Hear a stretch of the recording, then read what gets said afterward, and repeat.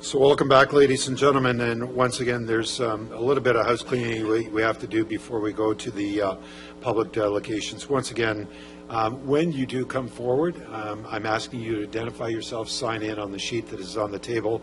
There's a green button in the middle to be able to make sure that the microphone is working. We will keep the time on each delegation to the 5-minute limit, so if we have to cut you off at all, it's not to be rude. It's just to try and get through as many people as we possibly can. I'm also going to ask very much the support of the audience this evening. We come across situations like this where we have interesting subject matters, and for council to be able to hear from all parties on both sides, it's really important for us to be able to gather that information. Sometimes when we get into larger audiences like this, people like to express either their support or their dis-support of a position. I'm asking everybody to be as polite as possible, not to clap, not to boo, but just to be respectful, because we really do want to be able to hear from people, but we don't want to discourage anyone from coming forward to be able to share their views on it. It's a very important subject matter, so I'm asking for your patience this evening. So thank you for that. Councillor Chapman, do you have a motion to hear delegations from the public, sir? I do, Your Worship. Moved by myself, seconded by Councillor Giverson, that any members of the public in attendance wishing to address council concerning a consumption and treatment site in Oshawa be heard. Thank you very much. That's the motion. All those in favor? Opposed? That's carried. I'm going to start on the right-hand side of the room, back side, to see if anyone. If you want to speak, if you could just put your hand up, please. Okay. So we got a lot of people. So I'll start. Mr. Sherman, did you have your hand up, sir? Could you come forward, please? We'll start from the front row, then I'll go back each one. Mr. Sherman, could you do me a favor, please? Could you sign in, please?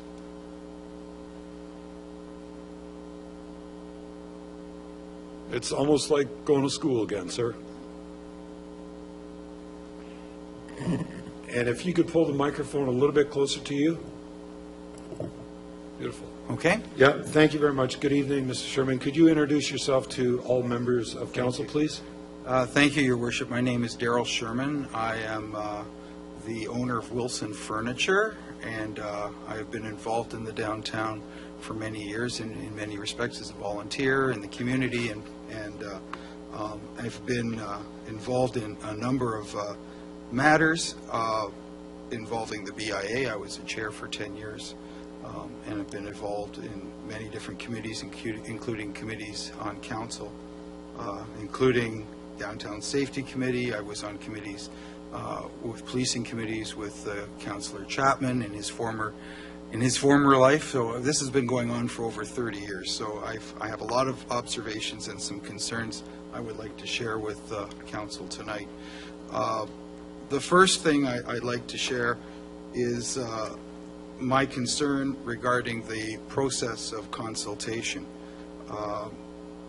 For this meeting tonight, I know I don't know if it was hastily planned, but yesterday I was visiting a downtown business person who indicated that there was a very important meeting where there was going to be discussions, reports as to where a proposed treatment center could be placed, with a hope and request for a decision of council, and I know that's before you tonight.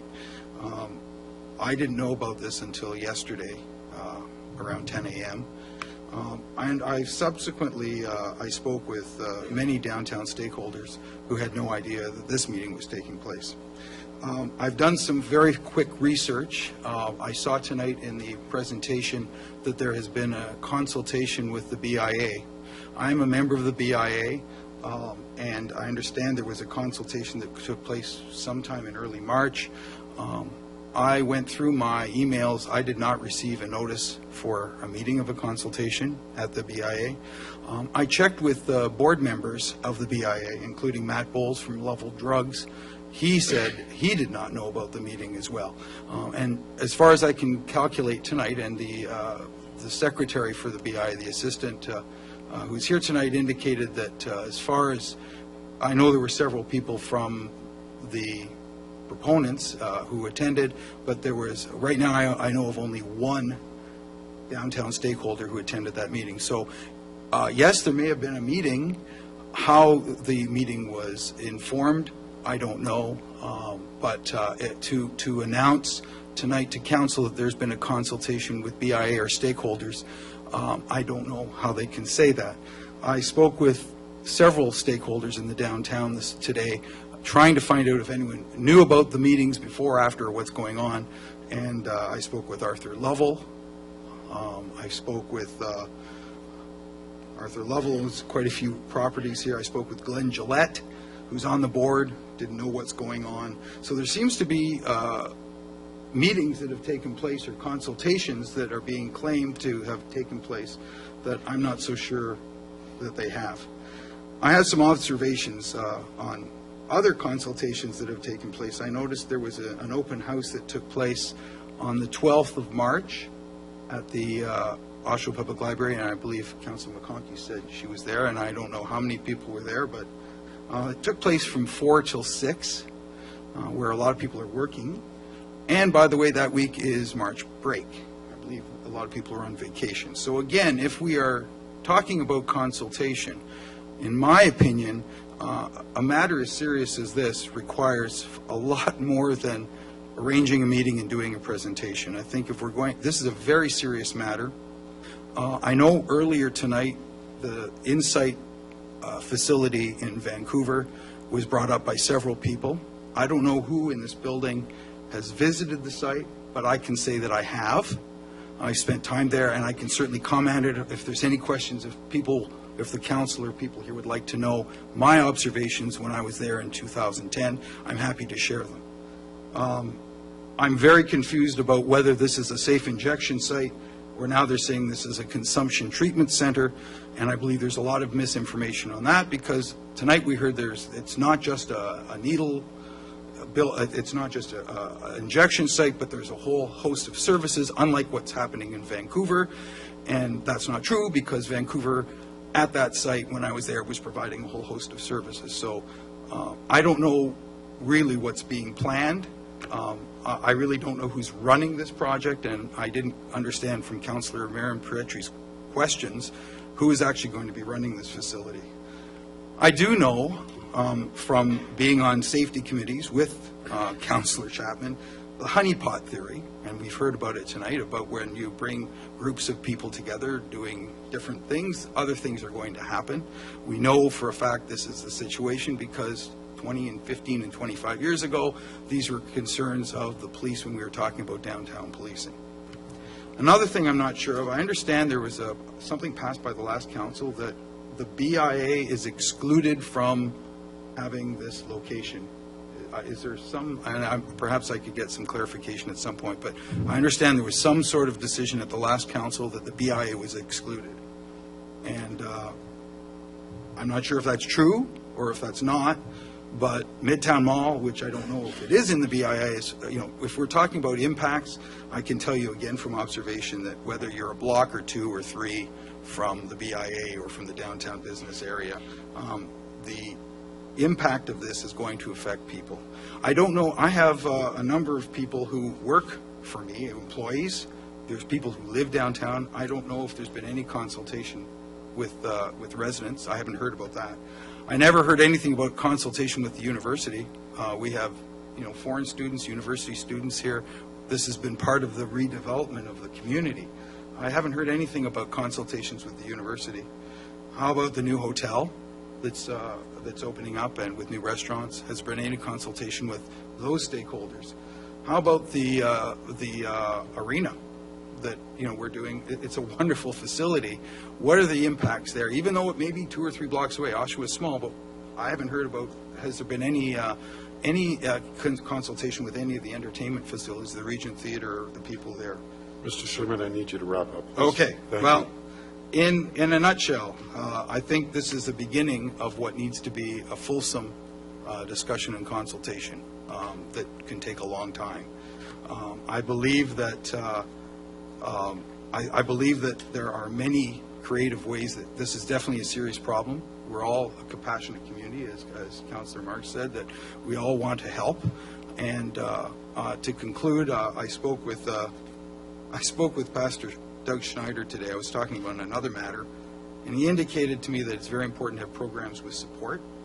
And he said there's many different ways to think, perhaps beyond the box. He says traditional, and from his information, he's saying that institutional solutions can help 15% of the people, where you have the community involved in the faith community. And we do have a community here that's very, very much wants to help. He says there's an 85% success rate. And with that, it's more than just providing a facility for an exchange or to help people in the short run. We have to look at longer term solutions. And so I think this is a good thing that we're having this discussion. I think we do have a problem. It's not new. The reason why the red blob on the wall is here is from 25 years of bringing community services to one area. That doesn't get solved overnight, but I think we need some creative thinking and working together to try and do that. Thank you. Thank you very much, Mr. Sherman. I'll get you some of that information that you've requested. I'll make sure that that we track it down for you. And I thank you very much for your comments. And of course, getting wise counsel from Pastor Snyder isn't too bad. Now, I have to, full disclosure, that's my home church. So I didn't realize that till I was speaking today. Thank you very much. Thank you. Mr. Tricus, I saw your hand up. If you'll come forward, please.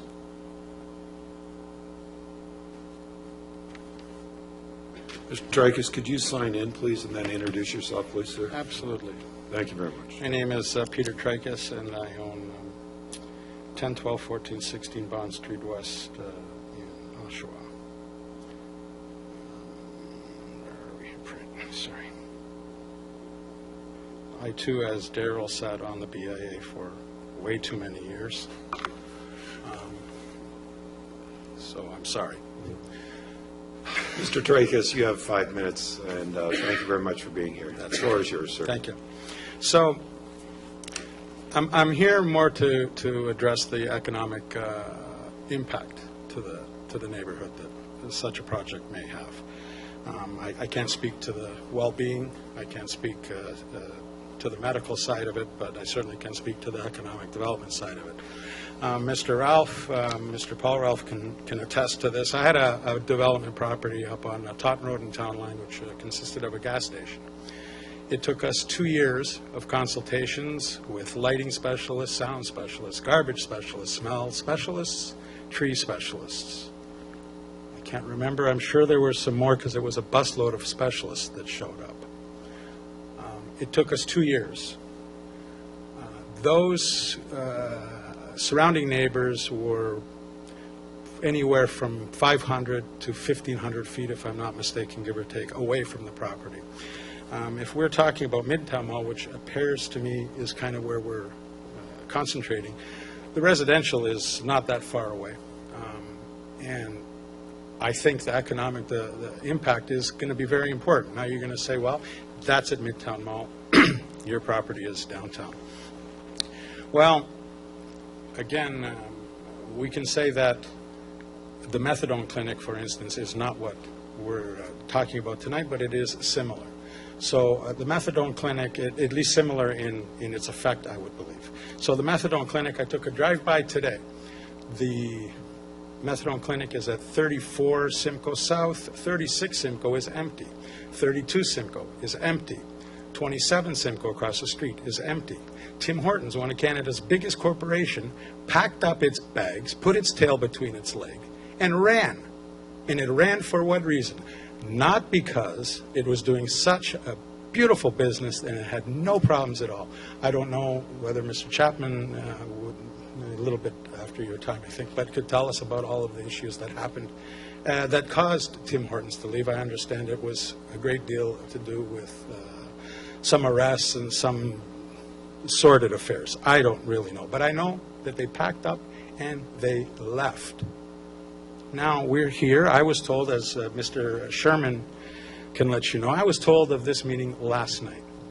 I have 27 people that live in my buildings or work in my buildings or own or businesses in my properties. Not one of them knew of this, and I'm afraid to tell them because they're going to have sit back and instantly have an impact. They're going to have questions for me. What answers am I going to give them? I'm not the one that's being asked tonight, by the way, to condone whatever is being proposed. So I'm having a huge problem with this economic development. I think that people need to understand exactly what effect this is going to have. The landlord of Midtown Mall, I don't know. He's happy to have them there, and more power to him. How much rent is he getting? How much rent he is not getting? Is he vacant? What's his vacancy rates like? You know, if I had a property sitting vacant for a number of years with no potential of having a decent return out of it, I'd be putting in all kinds of things as well. So that, you know, that a happy landlord there doesn't impress me overly. I guess rather than hound on about this, for those of you here that are considering allowing this, why don't you think about putting it in this building underneath where we're sitting right now and see whether you're going to enjoy coming to work here. See how it's going to have an impact on you. If you don't think it will, good luck. You have my address, you'll have my phone number, you can give me a call. But this is, I think, something that needs to be looked into for a lot more in depth than we're looking into it right now. Thank you, Council, if anybody has a question. Thank you very much, Mr. Tricus. We greatly appreciate it. Thank you for being in attendance this evening. Your comments have been recorded, and we'll take them into consideration. Perfect. Thank you very much. Thanks so much. I'd like to move on. Gentlemen with the sunglasses, I think you're requesting to speak. Good evening. How are you? Good. Good. Once you've signed in, and if you could also introduce yourself, please. First and last name. And just a reminder that you will have 5 minutes, sir.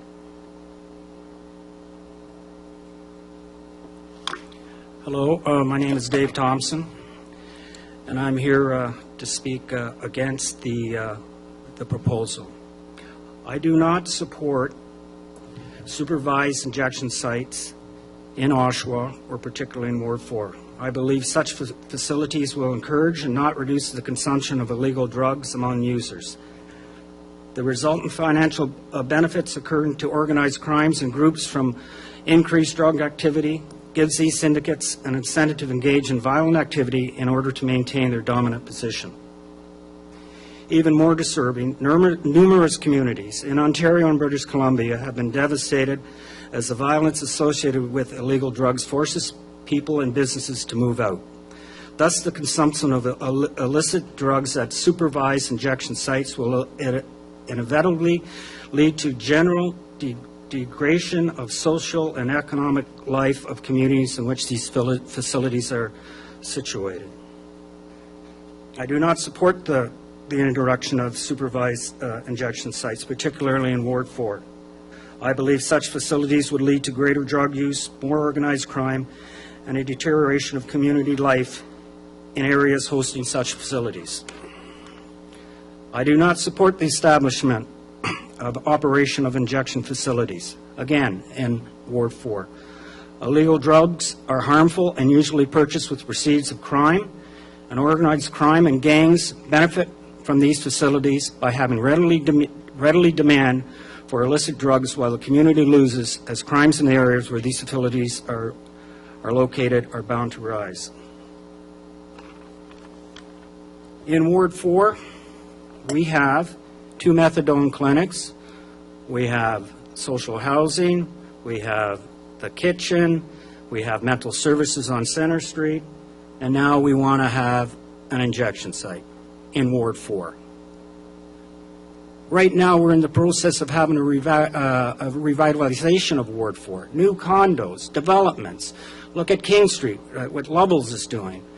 We approved all that stuff. It was good, and now we're going to bring this in.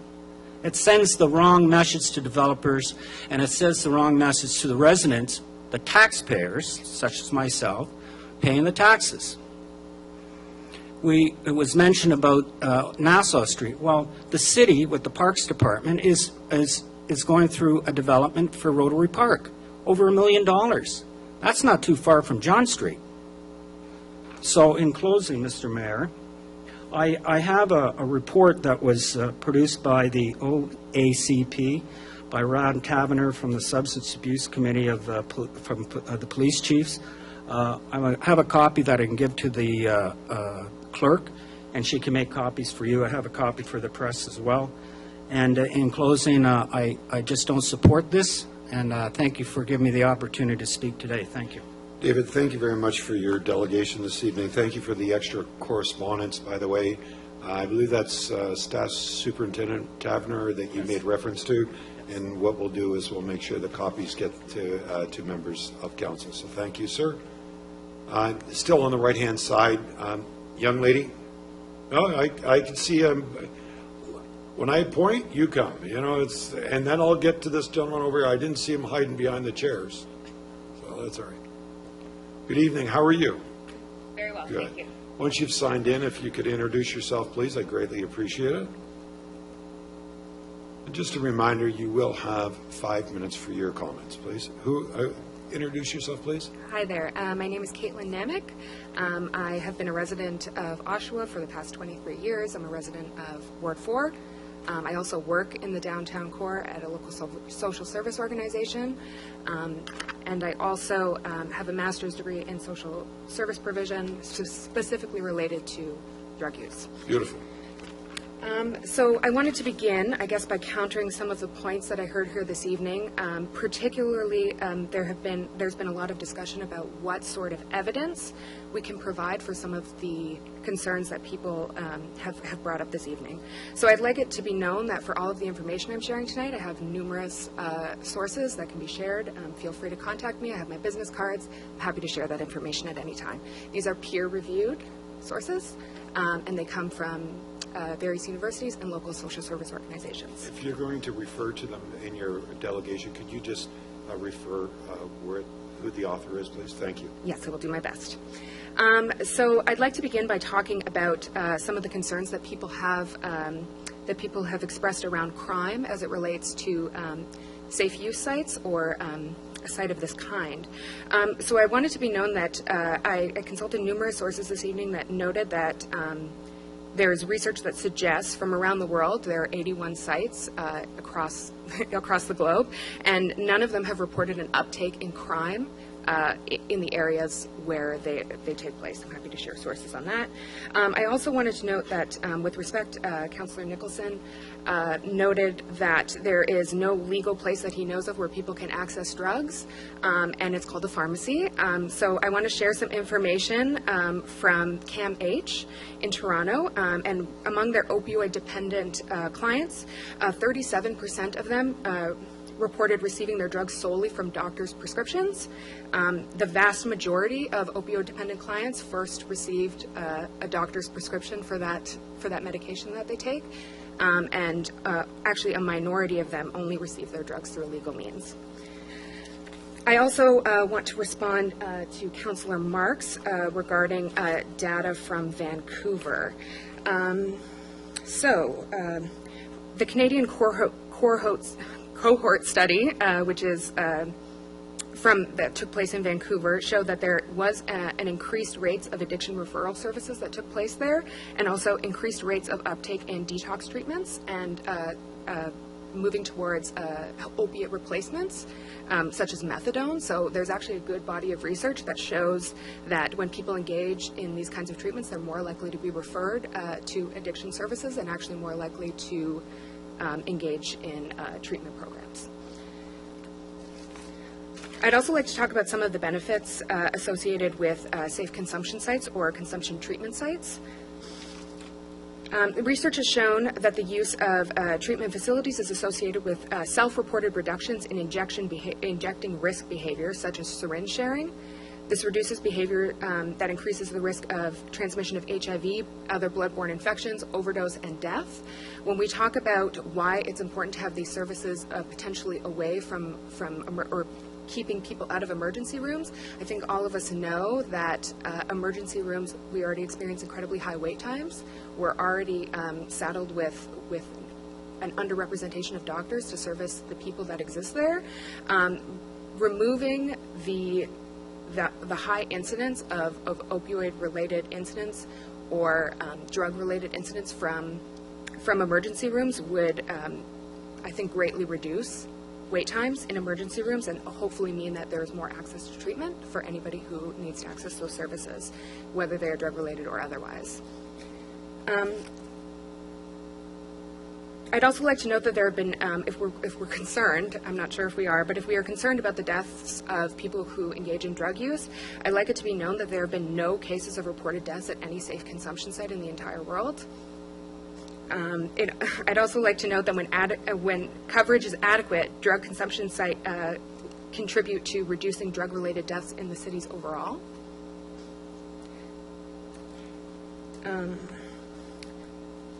I think it's important to note as well that when people access sites with trauma-informed specialists, they are less likely to be judged for their drug use, which allows them to be more open about what they're experiencing in their lives.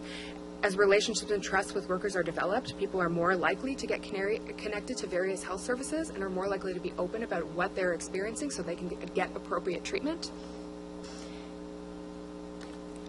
Most safe consumption sites, and I think what we're talking about here, is a site that would provide direct referrals or have these treatment services on site, such as mental health and addiction workers, nurses, psychologists, social workers. All of these things can help address the social determinants of health that impacts whether a person uses or abuses drugs.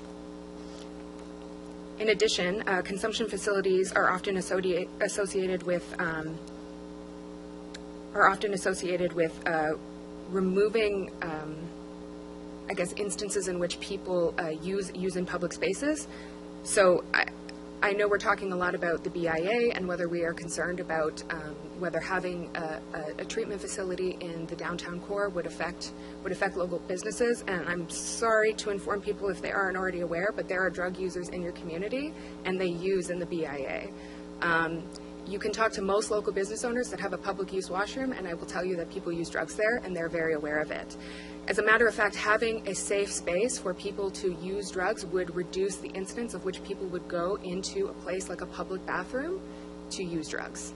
If people are concerned about drug use in their community, the best possible solution I can think of is creating a space that takes drug users out of public spaces and into safe facilities. Caitlin, I need you to wrap up, if you don't mind, please. No worries. I'd also like to make just one mention about location, which is that research shows that in Ontario specifically shows that people are not willing to travel more than a few minutes to a consumption site.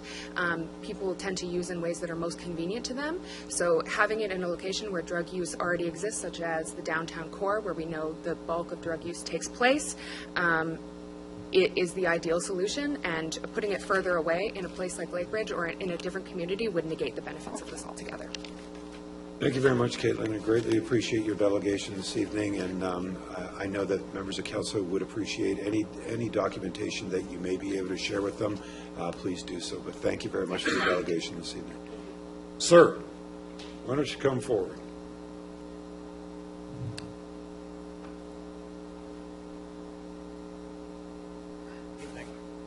Good evening. If you could sign in, please, and then introduce yourself. And just a reminder, sir, that you have 5 minutes for your delegation.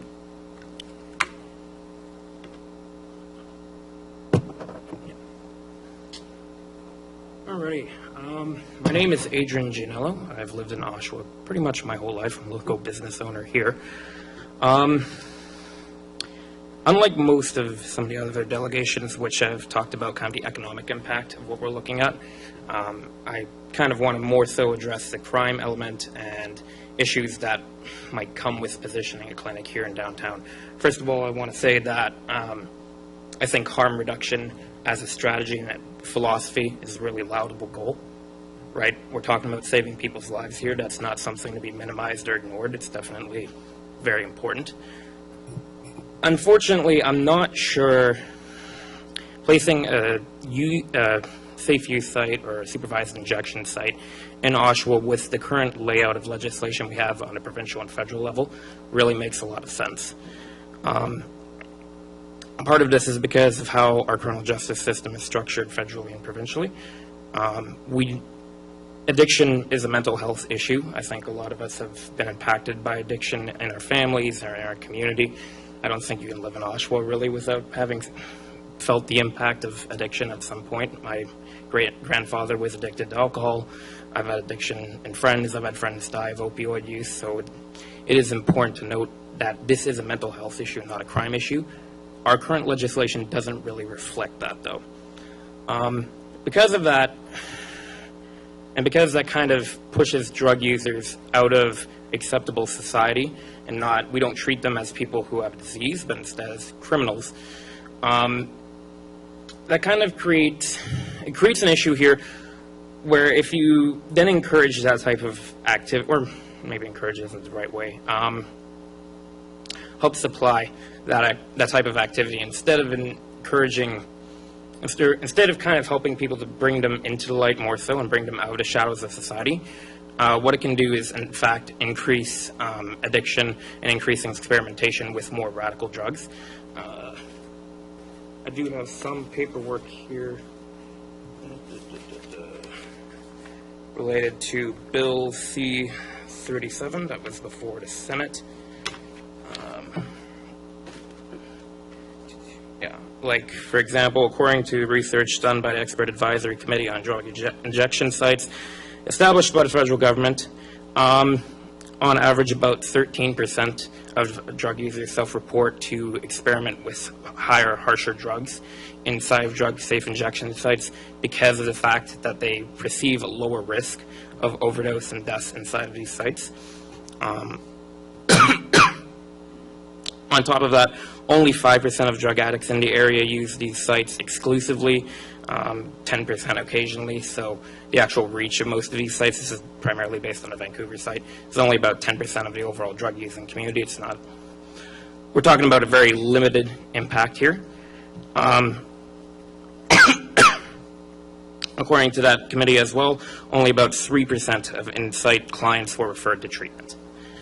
So, with that said, the amount of externalities that we're going to see bringing in more drug users, bringing in the possibility, not definitely, but the possibility of increased crime, and definitely bringing in, kind of encouraging people to experiment with harder drugs, okay, because of the perceived reduction in risk, all right, might end up putting us in a position where instead of solving the problem, instead of helping bring these people into society and increasing their ability to kind of get away from addiction to help them with their disease, instead, basically, we'll be looking at helping them stay in addiction, helping them try harder drugs, and simply putting them further in a trap of mental illness.